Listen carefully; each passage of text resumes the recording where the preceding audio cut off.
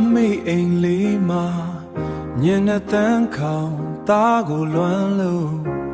အမေများအိမ်မပြောနိုင်ဖြစ်နေမလား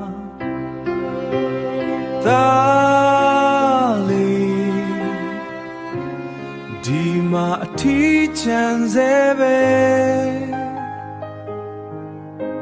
အမေမျက်နာကိုပဲမြင်အောင်ရင်လွမ်းရတယ်ငယ်စဉ်ကအမေချောသိပ်ခဲ့တဲ့အတန်လေးဒီအရက်မှာပြန်ချရောင်လို့နေတယ်သားမိုက်ကြောင့်အမေစိတ်ဆင်းရဲခဲ့ရတာအခုတော့သားရင်ထဲမှာနောင်တတွေပြည့်လို့နေပြီအမေ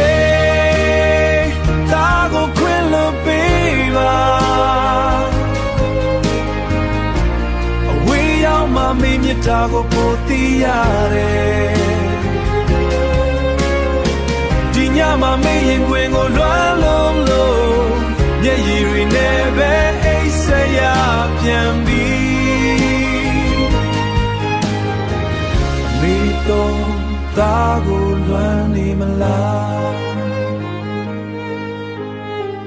အမေရဲ့လက်ဖွာနှွေးနှွေးလေးတွေသားကိုပြုစုယူရခဲ့တဲ့နေ့ရက်တွေအခုမှအရာရာကိုတန်ဖိုးထားရလာတယ်သားဟာအမေအတွက်အားကိုးရာဖြစ်ချင်တယ်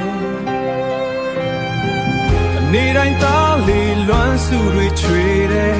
အမေချမ်းမာပြီးပျော်ရွှင်နေဖို့ပဲရည်ရွယ်တယ်ပြန်ဆုံးမနေကဘရောမလေးအမေရဲ့သားလေးအမေစီကိုပဲအမြန်ပြန်လာခြင်းတယ်အမေ